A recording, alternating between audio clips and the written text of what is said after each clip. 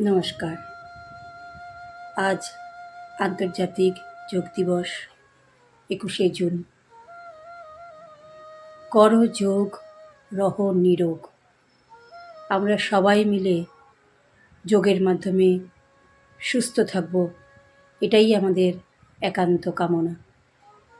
প্রতিদিন সকাল হোক বা সন্ধ্যা, রোজ যদি নিয়মিত আমরা যোগ অভ্যাস করি, তাহলে আমাদের শরীর এবং মন খুব ভালো থাকবে।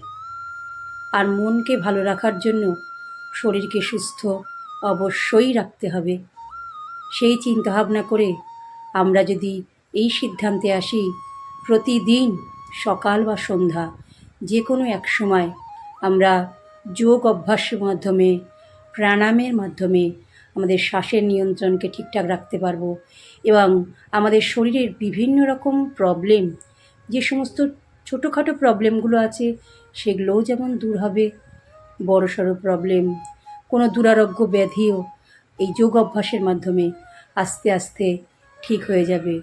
তাই আসুন, যোগ দিবসে আমাদের একটাই সংকল্প হোক, আমরা হাতে হাত রেখে একটাই আমরা প্রস্তুতি নিই যে সবাই আমরা যোগ অভ্যাস নিয়মিত করব এবং অপরকেও সুস্থ রাখার জন্য আমরা অবশ্যই চেষ্টা করব।